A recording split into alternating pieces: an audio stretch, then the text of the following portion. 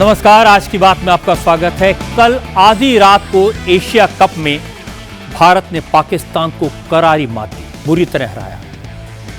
Final जीते हुए 21 घंटे बीत चुके हैं, लेकिन टीम इंडिया को अभी तक ट्रॉफी नहीं मिली है, मेडल्स नहीं मिले हैं।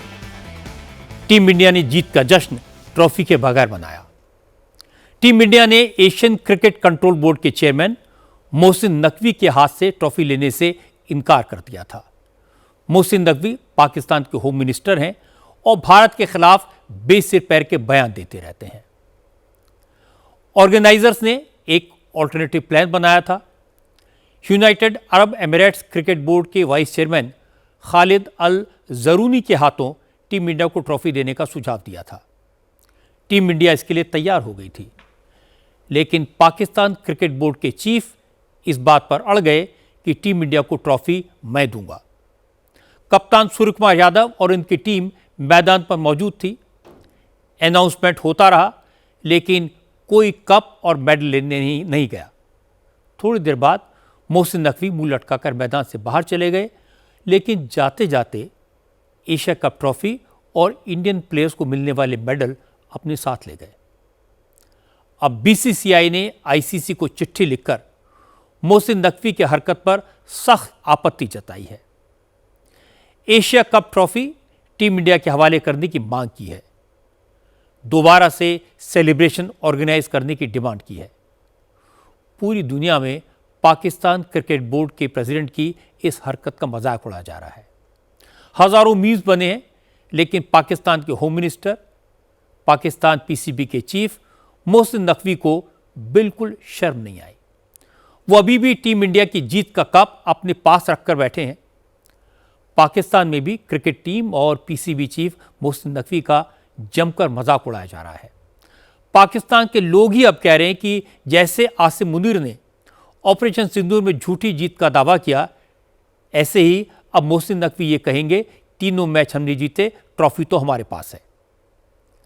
भारत में टीम इंडिया की जीत का जश्न कल पूरी रात मनाया गया। प्रधानमंत्री नरेंद्र मोदी ने भी टीम को जीत की बधाई देते हुए लिखा कि खेल के मैदान में भी ऑपरेशन सिंदूर, नतीजा वही, भारत की जीत। इस अंदाज में मोदी की बधाई पर सूर्यकुमार यादव ने कहा कि जब देश का नेता फ्रंट फुट पर आकर खेलता है तो टीम की जीत पक्की हो जाती है। अब मैं आपको बताता हूं कि यह बात हद से बाहर क्यों निकल गई, बात का बतंगड़ क्यों बना। भारत का स्टैंड तो पहले दिन से क्लियर था कि वो किसी भी पाकिस्तानी प्लेयर या पाकिस्तानी ऑफिशियल के साथ किसी तरह का कोई इंटरेक्शन नहीं करेंगे। एशिया कप के साथ पाकिस्तानी टीम के कप्तान सलमान अली आगा अकेले फोटो खिंचाने पहुंचे, क्योंकि सूर्यकुमार यादव ने वहां जाने से इनकार कर दिया। इसके बाद सूर्यकुमार यादव ने टॉस के दौरान सलमान अली से हैंडशेक करने से भी इनकार किया। जसप्रीत बुमराह ने जब हारिस रऊफ को आउट किया तो रऊफ के प्लेन गिराने के एक्शन का मजाक उड़ाया। मैदान में अवार्ड सेरेमनी की तैयारी हो रही थी। प्रेजेंटर न्यूजीलैंड के फॉर्मर क्रिकेटर साइमन डूल थे। एशियन क्रिकेट काउंसिल और पाकिस्तान क्रिकेट बोर्ड के चेयरमैन मोहसिन नकवी ट्रॉफी देने के लिए मैदान पर पहुंच गए थे। कुछ देर के बाद सूर्यकुमार यादव पूरी टीम के साथ ग्राउंड पर आए। साइमन डूल ने अनाउंस किया कि भारत के खिलाड़ियों ने फैसला किया है कि वो एसीसी चेयरमैन मोहसिन नकवी से ट्रॉफी नहीं लेंगे, इसलिए भारतीय टीम अपना अवार्ड आज कलेक्ट नहीं करेगी। मोहसिन नकवी पाकिस्तान के आर्मी चीफ आसिम मुनीर के बेहद करीबी हैं। आसिम मुनीर ने ही मोहसिन नकवी को पीसीबी का चेयरमैन और पाकिस्तान को होम मिनिस्टर बनवाया है। इसीलिए भारतीय टीम ने तय किया कि वो मोहसिन नकवी से ट्रॉफी नहीं लेगी। हालांकि Tilak Varma player of the match का अवार्ड लेने स्टेज पर गए। Abhishek Varma player of the tournament का और Kuldeep Yadav most valuable player के इंडिविजुअल अवार्ड लेने पोडियम पर जरूर गए, लेकिन उन्होंने मोहसिन नकवी को पूरी तरह से इग्नोर किया। उन्होंने यूएई क्रिकेट बोर्ड के वाइस चेयरमैन खालिद अल जरूनी और दूसरे अधिकारियों से अपने अवार्ड कलेक्ट किए, लेकिन मोहसिन नकवी इस बात पर अड़े रहे कि टीम इंडिया को ट्रॉफी वही देंगे। हालांकि यूएई के अफसरों ने मोहसिन नकवी को समझाने की बहुत कोशिश की, लेकिन मोहसिन नकवी इस बात के लिए तैयार नहीं हुए। करीब 1 घंटे तक मैदान पर ड्रामा चलता रहा। प्रेजेंटेशन सेरेमनी में जब टीम इंडिया ने नकवी का बॉयकॉट किया तो मैदान में मौजूद दर्शकों ने भारत माता की जय के नारे लगाए। आखिरकार मोहसिन नकवी मुंह फुलाकर मैदान से बाहर चले गए, पर जाते जाते मोहसिन नकवी ने पाकिस्तानी अफसरों को हुक्म दिया कि एशिया कप की ट्रॉफी को भी वापस होटल पहुंचा दिया जाए। अगर टीम इंडिया ने उनसे ट्रॉफी नहीं ली तो फिर उनको नहीं दी जाएगी। मोहसिन नकवी जब खुद चले गए तो भारतीय खिलाड़ियों को जो मेडल दिए जाने थे वो मेडल भी पाकिस्तान के अफसर मोहसिन नकवी के हुक्म पर होटल ले गए। यानी एशिया कप के विनर होने के बावजूद एशियन क्रिकेट काउंसिल के चेयरमैन ने इंडियन प्लेयर्स को उनका हक नहीं दिया, न ट्रॉफी दी, न मेडल दिया। हालांकि मोहसिन नकवी की इस हरकत से टीम इंडिया के जोश पर कोई फर्क नहीं पड़ा। सूर्य कुमार यादव और उनकी टीम ने वो कारनामा किया जिससे मोहसिन नकवी की बहुत फजीहत हुई। कप्तान सूर्य कुमार यादव दोनों हाथों में ट्रॉफी उठाने की एक्टिंग करते हुए टीम की तरफ बढ़े और खिलाड़ियों के पास जाकर उनको ये इमेजिनरी ट्रॉफी सौंप दी। फिर प्लेयर्स ने जमकर जश्न मनाया, स्टेडियम में आतिशबाजी हुई। स्टेडियम में मौजूद फैंस भी इस सेलिब्रेशन में खिलाड़ियों के साथ शामिल हो गए। जब मैच के बाद प्रेस कॉन्फ्रेंस में सूर्य कुमार यादव से पूछा गया क्या उनको ट्रॉफी नहीं मिलने का अफसोस है, क्या उनको इस बात का दुख है कि टीम इंडिया को बिना ट्रॉफी के ही सेलिब्रेशन करना पड़ा, तो टीम इंडिया के कप्तान सूर्य कुमार यादव ने बहुत शानदार जवाब दिया। सूर्य कुमार ने कहा टूर्नामेंट उन्होंने जीता, जश्न पूरे देश ने मनाया और पूरा टूर्नामेंट में टीम का परफॉर्मेंस बहुत शानदार रहा। किसी कप्तान को इससे ज़्यादा और क्या चाहिए। पाकिस्तान में सबसे ज़्यादा गुस्सा है अभिषेक शर्मा के खिलाफ। अभिषेक शर्मा ने एशिया कप में पाकिस्तानी बॉलर्स की जमकर धुनाई की। अभिषेक शर्मा को प्लेयर ऑफ द टूर्नामेंट का खिताब मिला। पाकिस्तान में मीम चल रहा है जिसमें रोहित शर्मा और अभिषेक शर्मा की फोटो लगाकर दावा किया जा रहा है कि एक शर्मा गया दूसरा आ गया, दूसरा शर्मा फेल हुआ तो वर्मा ने काम कर दिया। आज अभिषेक शर्मा ने कहा कि मोहसिन नकवी ट्रॉफी अपने साथ ले गए लेकिन जीते तो हम हैं। अभिषेक ने कहा कि टीम ने जीत के प्लान पर काम किया, टूर्नामेंट में बिना कोई मैच हारे एशिया कप जीता और उसके बाद कप्तान सूर्या जो ट्रॉफी लाए उसको टीम के हर खिलाड़ी ने फील किया, एंजॉय किया। भी चेयरमैन मोहसिन नकवी की इन हरकतों पर बीसीसीआई ने कड़ा एतराज़ जताया है। बीसीसीआई ने इस बारे में इंटरनेशनल क्रिकेट काउंसिल से शिकायत की है और पीसीबी चेयरमैन मोहसिन नकवी की हरकतों को नाकाबिले बर्दाश्त करार दिया। बीसीसीआई ने कहा टीम इंडिया को एशिया कप की ट्रॉफी और भारतीय खिलाड़ियों के मेडल तुरंत सौंपे जाएं। बीसीसीआई के सेक्रेटरी देवाजीत सैकिया ने कहा भारत ने पाकिस्तान की पॉलिटिक्स का जवाब अपने शानदार खेल से दिया, इसलिए पीसीबी चेयरमैन मोहसिन नकवी बौखला गए, ट्रॉफी को होटल भिजवा दिया। अब बीसीसीआई नवंबर में आईसीसी की मीटिंग में यह मुद्दा उठाएगा।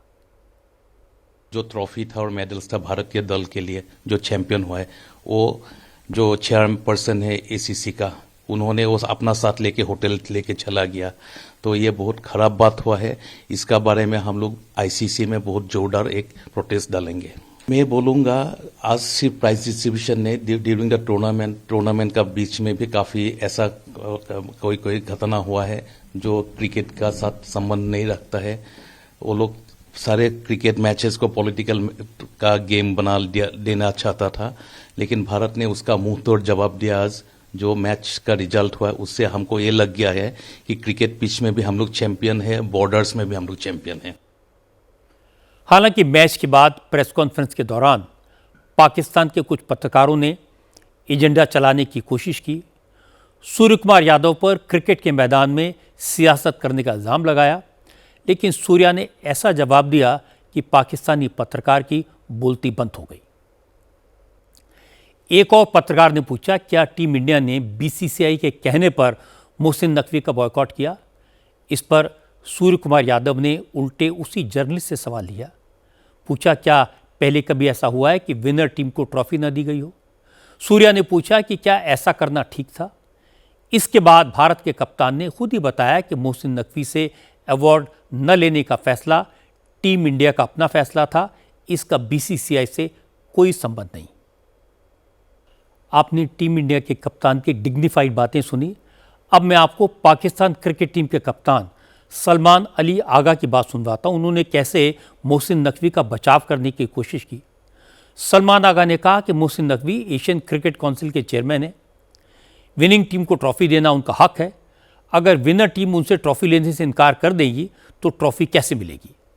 सलमान आगा ने कहा कि एशिया कप की शुरुआत से ही भारत का रवैया पाकिस्तान को बेइज्जत करने वाला था, जो खेल भावना के खिलाफ रहा।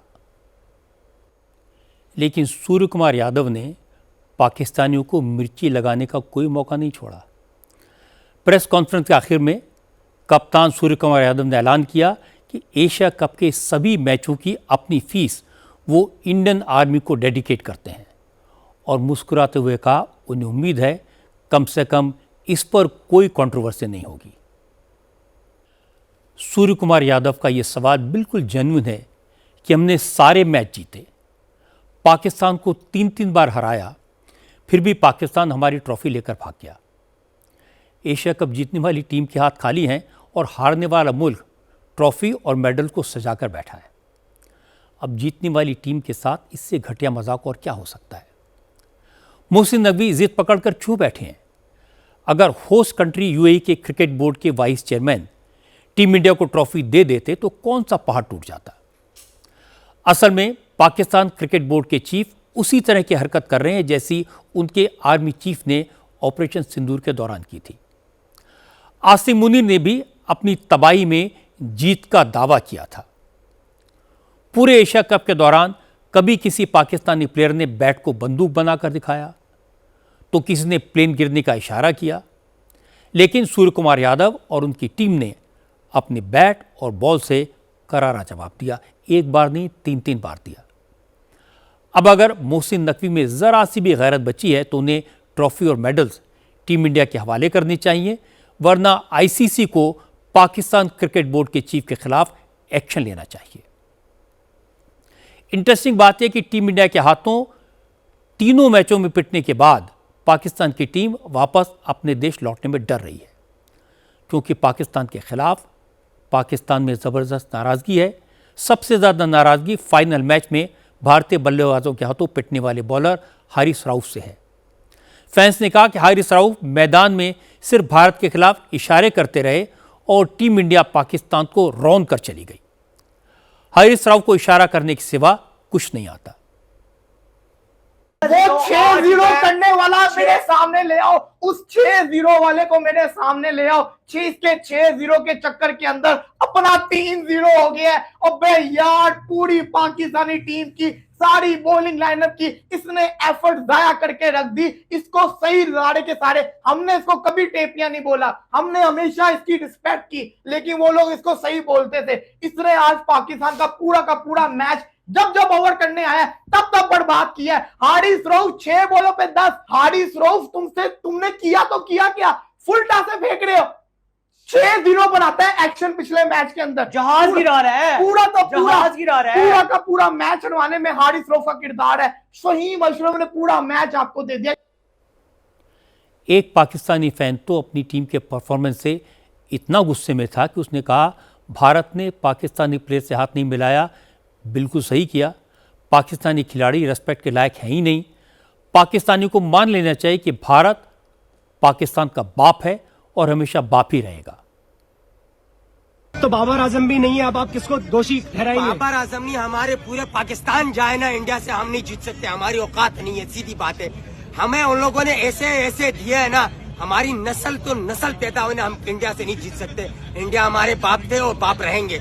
ये हमें टीम ने हमारी ये बता दिया। अबे कब तक हम रोएंगे यार, लाशें हम उठा रहे हैं। हमारे को कौन सी खुशी है यार, हमारे पाकिस्तान में मुल्क में क्या है। हुसैन तलब की कोई जनाजा नहीं पड़ता, उसको टीम में लेकर घूम रहे, कैचे छोड़ रहा है। ऐसे कौम है यार, हम कौम कहाँ जाए ये बताओ। ये मुझे जवाब चाहिए। ये हमारे जो हुक्मरान बैठे हुए इनसे जवाब चाहिए।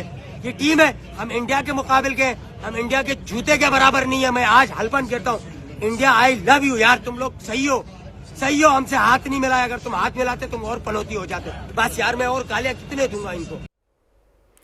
जितना मजाक पाकिस्तान की टीम का बनाया गया, उससे कहीं ज़्यादा हंसी पाकिस्तान क्रिकेट बोर्ड के चीफ की उड़ाई गई। बहुत सारे मीम्स हैं, जोक्स हैं। सबसे इंटरेस्टिंग, मजाक में पाकिस्तान के प्राइम मिनिस्टर शहबाज शरीफ की तरफ से बनाया गया एक मैसेज है जिसमें वो कहते हैं, कॉन्ग्रेचुलेशंस पाकिस्तान, हमने एशिया कप जीत लिया। पाकिस्तान ने इंडिया के खिलाफ तीनों मैच जीते। हमारे फास्ट बॉलर्स हमारी मिसाइल्स की तरह हैं और बैटर्स हमारे एयर डिफेंस की तरह। इस मजाकिया मैसेज में वो आगे लिखते हैं, इस जीत का क्रेडिट पाकिस्तान के आर्मी चीफ आसिम मुनीर को मिलना चाहिए, क्योंकि पाकिस्तान की फौज पिछले 1 साल से हमारी क्रिकेट टीम को ट्रेनिंग दे रही है। आगे वो लिखते हैं कि मैंने पीसीबी के चेयरमैन से कहा वो आईसीसी से बात करें और ये इशू रेज करें कि टीवी पर फर्जी मैच क्यों दिखाए गए, और वो पाकिस्तान के लोगों से कहते हैं यकीन करें कि हमारी फौज और हमारे प्लेयर्स ने वाकई में जीत हासिल की है। ऐसे और बहुत सारे जोक्स हैं, चुटकुले हैं जो काफ़ी वायरल हो रहे हैं और लोग इनका जमकर मज़ा ले रहे हैं। एशिया कप को लेकर अपने देश में सियासत भी हुई। टीम इंडिया की जीत पर प्रधानमंत्री मोदी ने तो बधाई दी, लेकिन संजय राउत और सौरभ भारद्वाज जैसे नेताओं ने टीम इंडिया के जज्बे को ड्रामा करार दिया। हालांकि कांग्रेस ने टीम इंडिया की जीत पर चुप्पी साध ली। न राहुल गांधी ने बधाई दी, न प्रियंका ने कोई पोस्ट लिखी, न कांग्रेस पार्टी के सोशल मीडिया ने भारतीय खिलाड़ियों को जीत की बधाई दी। सुधांशु त्रिवेदी ने कहा, कांग्रेस में इसलिए सन्नाटा है क्योंकि कांग्रेस का फेवरेट तो पाकिस्तान है, वो हार गया। सुधांशु त्रिवेदी ने कहा, कांग्रेस हमेशा से ही पाकिस्तान परस्त रही है, खेल से लेकर सियासत तक पाकिस्तान का एजेंडा चलाती रही है। प्रधानमंत्री श्री नरेंद्र मोदी जी ने बहुत स्पष्ट रूप से कहा कि ऑपरेशन सिंदूर हो या खेल का मैदान, निष्कर्ष एक ही है, भारत की शानदार जीत। परंतु बहुत दुख का विषय है, यद्यपि आश्चर्य का विषय नहीं है, कि कांग्रेस के नेता राहुल गांधी जी अथवा प्रियंका गांधी जी का अभी तक एक भी बधाई का संदेश भारतीय क्रिकेट टीम के लिए नहीं आया है। मैं उनसे कहना चाहता हूं, खेलों को राजनीति से अलग रखिए। आपके मन में प्रधानमंत्री जी के लिए जिस भी प्रकार की खीज हो, ईर्ष्या हो, द्वेष हो, इन्फीरियरिटी कॉम्प्लेक्स हो, उस कारण से भारतीय क्रिकेट टीम के खिलाड़ियों के शानदार प्रदर्शन के ऊपर उसकी छाया मत पड़ने दीजिए अपनी इन्फीरियरिटी कॉम्प्लेक्स की। फैलाया गया है कि मानो बलूचिस्तान में हमारा इन्वॉल्वमेंट हो। इससे बहुत साफ है कि जंग का मैदान हो या कूटनीति का मैदान या खेल का मैदान, हमेशा पाकिस्तान का मार्ग प्रशस्त करने के लिए कांग्रेस और इंडी गठबंधन के लोग तैयार रहते हैं। कांग्रेस पार्टी पाकिस्तान के पक्ष के हर प्रोपोगंडा में पाकिस्तान का साथ देने को तैयार है। हालांकि प्रधानमंत्री नरेंद्र मोदी ने जो बधाई संदेश दिया, उसने टीम के हौसले को बढ़ाया। सूर्य कुमार यादव ने कहा, जब देश का लीडर फ्रंट फुट पर आकर खेलता है, दुश्मनों को करारा जवाब देता है, तो प्लेयर्स की हिम्मत भी बढ़ती है। वो भी अपने लीडर के रास्ते पर चलकर खुलकर बैटिंग करते हैं। अच्छा लगता है जब देश के लीडर खुद बैटिंग करते हैं फ्रंट फुट पे। ऐसा लग रहा था उन्होंने स्ट्राइक ली और रन बनाए, बहुत अच्छा लगा देख के। और जब सर ही आगे खड़े हैं सबके, तो फिर प्लेयर्स तो खुल के खेलेंगे ना। पूरे एशिया कप के दौरान कप्तान सूर्य कुमार यादव ने समझदारी का परिचय दिया। पाकिस्तानी रिपोर्टर्स ने बार बार ये पूछा कि टीम इंडिया ने जो किया क्या वो खेल भावना के खिलाफ नहीं था। उन्होंने मैदान में सियासत क्यों की, जीतने के बाद ट्रॉफी लेने से इनकार क्यों किया। सूर्य कुमार यादव ने ऐसे जवाब दिए कि पाकिस्तानी रिपोर्टर्स की बोलती बंद हो गई। सूर्य कुमार यादव ने कहा, जो किया वो देश प्रेम की भावना से किया। राष्ट्र प्रेम की भावना खेल भावना से बड़ी होती है। जीता तो भारत है, ट्रॉफी मोहसिन नकवी लेकर चले गए, इससे क्या होता है। चलते चलते सूर्य कुमार ने यह भी ऐलान कर दिया कि वो एशिया कप में मिली पूरी मैच फीस ऑपरेशन सिंदूर में जांबाजी दिखाने वाले सेना के जवानों को देंगे। सूर्य कुमार यादव और उनकी टीम ने एशिया कप में जो किया, जो कहा, वो हर हिंदुस्तानी के दिल की बात थी। टीम इंडिया ने पाकिस्तान को तीनों मैचों में हराया। पूरे टूर्नामेंट में एक भी मैच नहीं हारा, ट्रॉफी जीती। अपने खेल से, अपनी बातों से 140 करोड़ हिंदुस्तानियों का दिल जीत लिया। आज पाकिस्तान से जनरल आसिम मुनीर की नींद उड़ाने वाली कई तस्वीरें आई। पाक ऑक्युपाइड कश्मीर में आज़ादी की जंग शुरू हो गई है। लाखों की भीड़ सड़कों पर है।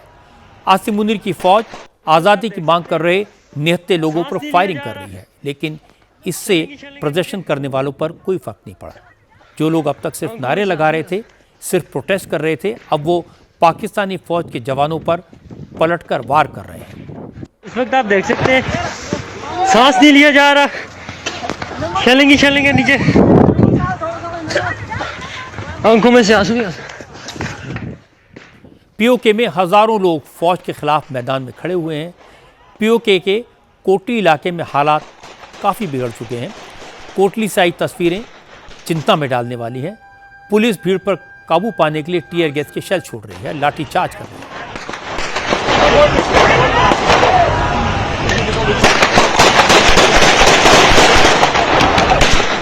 जब भीड़ पलटकर हमला करती है तो पुलिस वाले जान बचाकर भागते हैं।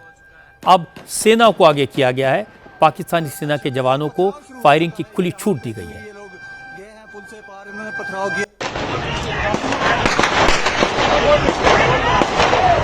पाकिस्तानी आर्मी की गोलियों से न जाने कितने लोग मरे, कितने घायल हुए, इसका कोई हिसाब नहीं है। बस हर तरफ गोलियों की आवाज़ सुनाई देती है। यहाँ पे मुजफ्फराबाद में नीलम पुल के मुकाम पर फायरिंग हुई है। मुस्लिम कॉन्फ्रेंस की जो अमन रैली थी उनमें से फायरिंग की गई है। यहाँ पे जो मौजूद शहरी उनका ये कहना है, और यहाँ पर अवामी एक्शन कमेटी ने शहरियों को जमा होने का कहा था, जिससे फायरिंग के नतीजे में अब तक जो एक सरकारी मुलाजिम उसमें 4 जो कारकुनान अवामी एक्शन कमेटी के वो जख्मी हुए हैं। इससे मोबाइल ले ले। क्या हुआ है भाईजान, क्या वाकया हुआ है, क्या है भाई, क्यों बुला रहे थे तू? सर जी यहाँ पे पुरअमन रैली चल रही थी। जॉइंट अवामी एक्शन कमेटी के लड़के यहाँ पे खड़े हुए थे। दूसरी तरफ से उनको रोका गया कि पहले हमें यहाँ से क्लियर करने दे, जब हम आपको सिग्नल देंगे आप अपनी पुरअमन करके रैली निकल जाना। उसके बावजूद उनके बंदे आगे यहाँ पे खड़े हो गए, नाराबाजी करते गए। दूसरी साइड से भी नाराबाजी होती गई। उसके बाद इस चौक में जाके उन्होंने अपनी गाड़ियां रोक के शदीद किस्म की, अगर वो पुरअमन रैली थी, पुरअमन रैली के नाम के ऊपर गैर कानूनी असला लाया गया, और अगर उन्होंने रैली निकालनी थी तो असला किस लिए लाया गया? क्या जख्मी कितने हुए, कितने 4 बंदे। किस तरह के डैमेजेस हुए हैं? 4 बंदे, उनको शदीद डायरेक्ट उन्होंने फायर मारे। दो लड़कों की टांगों पे गोलियां, एक की बैक साइड पे लगा हुआ है, और महकमा बरक़ियात का एक बंदा जख्मी है। पाक ऑक्यूपाइड कश्मीर के लोगों के साथ पाकिस्तान की फौज गुलामों जैसा व्यवहार करती है। उन्हें बिजली, पानी जैसी बुनियादी सुविधाएं नहीं दी जाती हैं, स्कूल नहीं हैं, नौकरियां नहीं हैं। इनके खिलाफ अवामी एक्शन कमेटी ने बगावत का ऐलान कर दिया है। आज अवामी एक्शन कमेटी की कॉल पर हज़ारों लोग इकट्ठा हुए। शहबाज सरकार इस प्रदर्शन को रोकने की कोशिश कर रही थी। पीओके के कई एमएलएज और नेताओं को इस काम में लगाया गया था, लेकिन इसका कोई असर नहीं हुआ। अवामी एक्शन कमेटी के प्रमुख नेता शौकत नवाज मीर के कॉल पर हजारों लोग आज सुबह सड़कों पर उतर आए।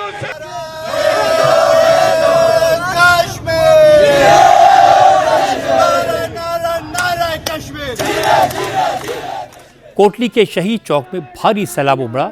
शहबाज शरीफ और आसिम मुनीर के खिलाफ नारेबाजी हुई। प्रदर्शनकारियों ने कहा कि वो पाकिस्तान के जुल्म से तंग आ चुके हैं। अब उनकी मुश्किलें तभी खत्म होगी जब आज़ादी मिलेगी। पाकिस्तानी हुकूमत को लेकर लोगों की ये मांग उन्हें नागवार गुजरती है, इसलिए पीओके में सेना उतार दी गई। आसिम मुनीर ने इस्लामाबाद से 1000 फौजी पीओके में भेज दिए हैं, लेकिन इसका भी कोई असर नहीं हुआ। तस्वीरों में साफ दिखाई दे रहा है कि पीओके में फौज और पब्लिक आमने सामने है। आर्मी के जवान निहत्थे लोगों पर गोलियां बरसा रहे हैं। दूसरी तरफ प्रदर्शनकारी भी पाकिस्तानी फौज के जवानों को दौड़ा दौड़ा कर पीट रहे हैं। प्रदर्शनकारियों ने सेना के 2 जवानों को पकड़ लिया, उनके हथियार छीन लिए और उनकी जमकर पिटाई की।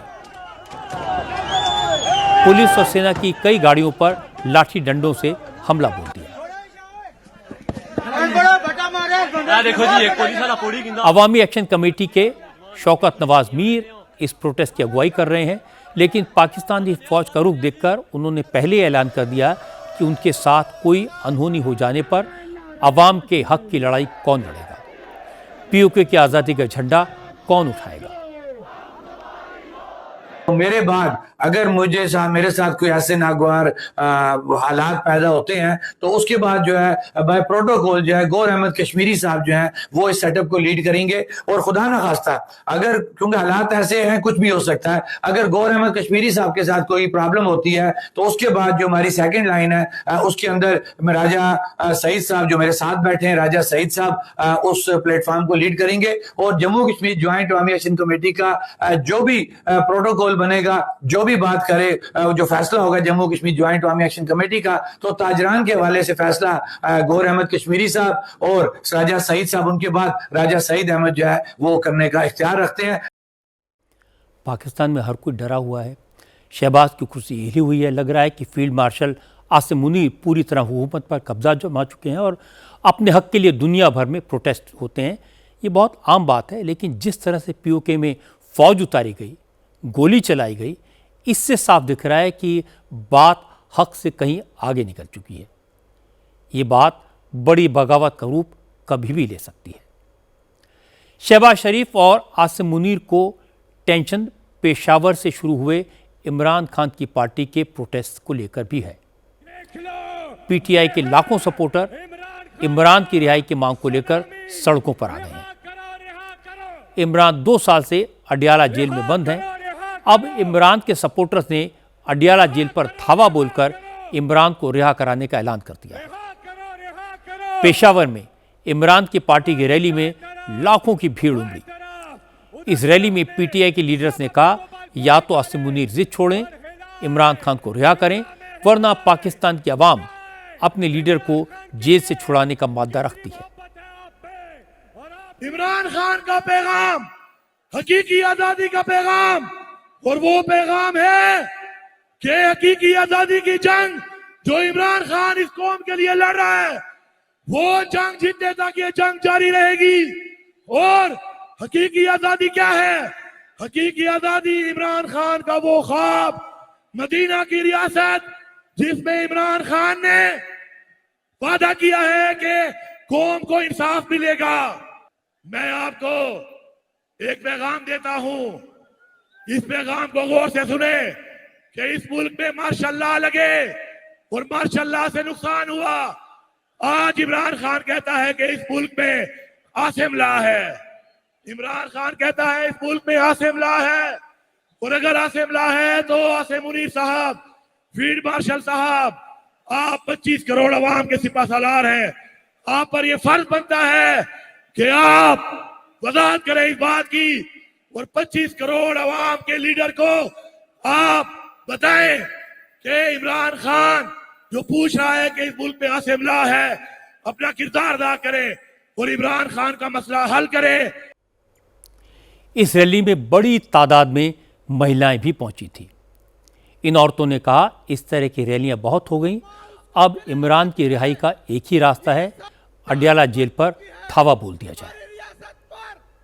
इमरान खान के खातिर आई हूँ और ये जल्द से जुलूस और एहतजाज की वजह से इमरान खान रिहा नहीं होने है। हमें अडियाला जेल को ढूंढना है, इसकी दीवारों को ढूंढना है, वहाँ से इमरान खान को खींच के लाना है। ये इनकलाब है, आवाम इनकलाब लाना चाहती है। लाना है तो अडियाला जेल को तोड़ना है। ये जल्द से जुलूस से रिहा। आप कह रहे हैं अडियाला जाना चाहिए? बिल्कुल अडियाला जेल जाऊंगी मैं सबसे पहले। PTI की रैली में जैसी भीड़ उमड़ी है, जिस तरह का जोश लोगों में है, ये कोई ऑर्डिनरी बात नहीं है। लाखों लोगों का क्राउड देखकर जाहिर है शहबाज का कॉन्फिडेंस डगमगा गया होगा। POK में भले ही शहबाज शरीफ सेना और हथियारों के दम पर प्रोटेस्ट को दबाने की कोशिश कर लें, लेकिन पाकिस्तान में इतनी भीड़ के आगे उनकी पैंतरेबाजी नहीं चलेगी, क्योंकि लोगों का गुस्सा बहुत ज़्यादा है। लग रहा है कि इमरान की रिहाई नहीं हुई तो पाकिस्तान में गृह युद्ध जैसे हालात हो सकते हैं। अब बात करते हैं महाराष्ट्र की। महाराष्ट्र के अहिल्यानगर में आज कम्युनल टेंशन क्रिएट करने की कोशिश हुई। हाईवे को जाम किया गया, पुलिस पर हमला हुआ, 7 पुलिस वाले घायल हुए और इसके बाद पुलिस ने भी जमकर लाठियां चलाई।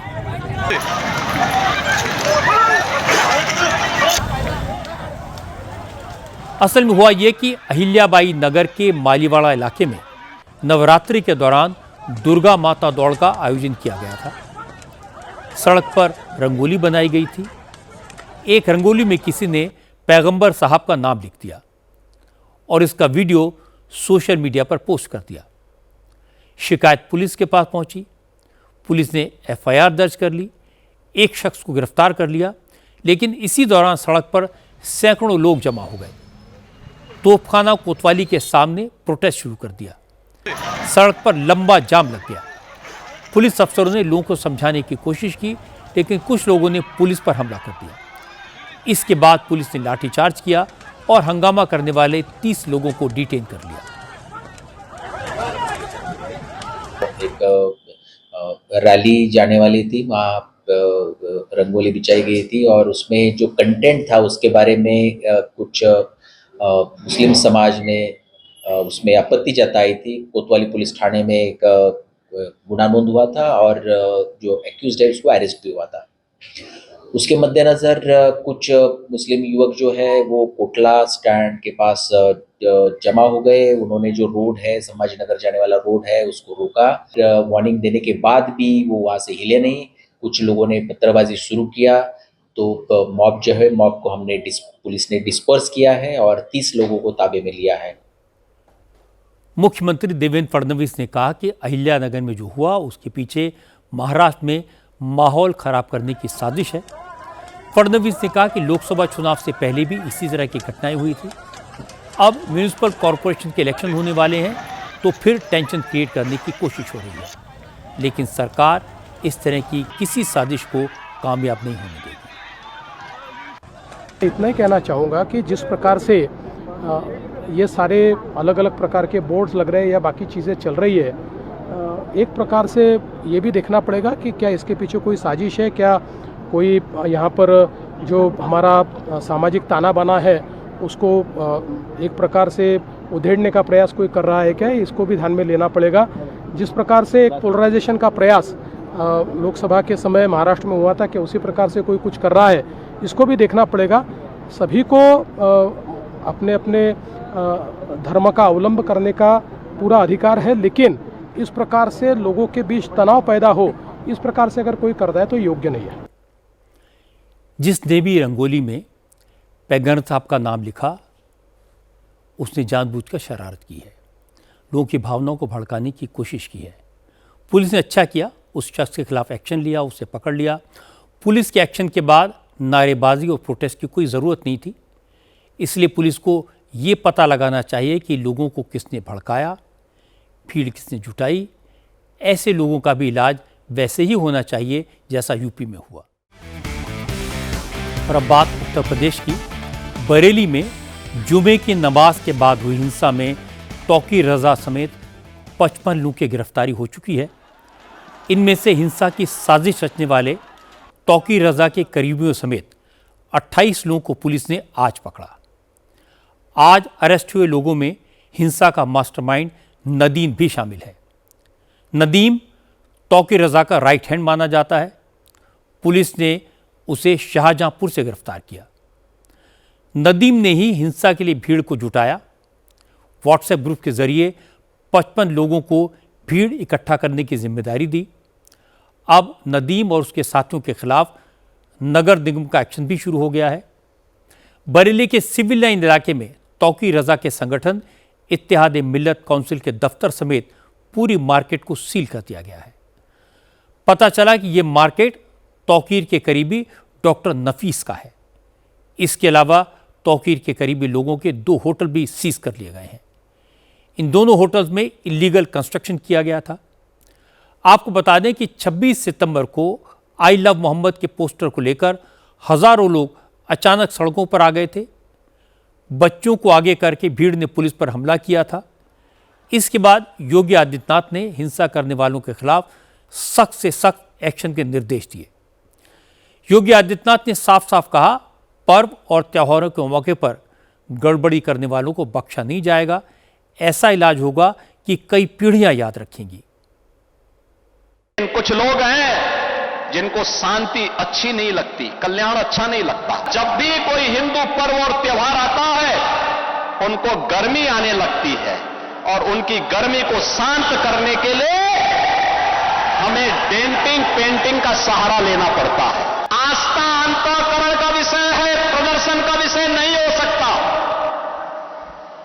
देश की जो आस्था है अपनी आस्था के अनुसार अपने कार्यक्रमों को संपन्न करें, किसी को आपत्ति नहीं होगी। लेकिन आस्था के नाम पर तोड़फोड़ करोगे, आस्था के नाम पर आगजनी करोगे, आस्था के नाम पर राह चलते हुए नागरिकों पर हमला करोगे, पुलिस पर हमला करोगे, तो छेड़ोगे तो फिर छोड़ेंगे भी नहीं, और एक बार छोड़ेंगे नहीं तो फिर छूटोगे भी कभी नहीं। चेतावनी दे रहा हूं उन लोगों को जो कायरों की तरह, बुज़दिलों की तरह बच्चों और महिलाओं को आगे करने का काम कर रहे हैं। याद रखना, इसकी भारी कीमत चुकानी पड़ेगी उनको, अगर उन्होंने किसी भी पर्व और त्योहार में व्यवधान डालने का काम किया तो। एक तरफ इस्लाम के में कहते हैं कि हम बुत परस्ती का विरोध करते हैं, ये उनका विषय है, उनका दर्शन है, उनकी फिलॉसफी है।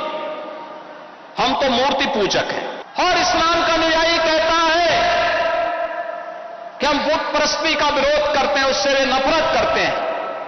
और दूसरी तरफ आई लव मोहम्मद कह करके अव्यवस्था और आगजनी तोड़फोड़ का सहारा ले रहे हैं।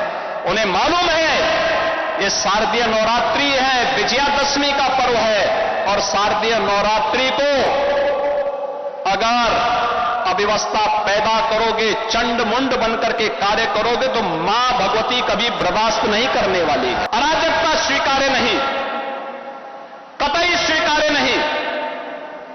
हम सम्मान सबको देंगे, सुरक्षा सबको देंगे, लेकिन अगर किसी ने सुरक्षा के साथ खिलवाड़ करने का दुस्साहस किया तो उसको ही नहीं, उसकी कई पीढ़ियों के सामने ऐसी कार्रवाई करेंगे कि उनके लिए एक नजीर बन जाएगा।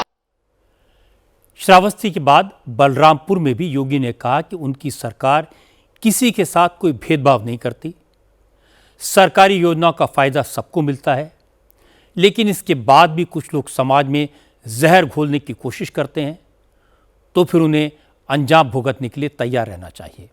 योगी ने कहा जिन्हें जल्दी जहन्नुम जाने का शौक है वही गड़बड़ी करें, क्योंकि उनकी सरकार नर्क का टिकट काटने में देर नहीं करती।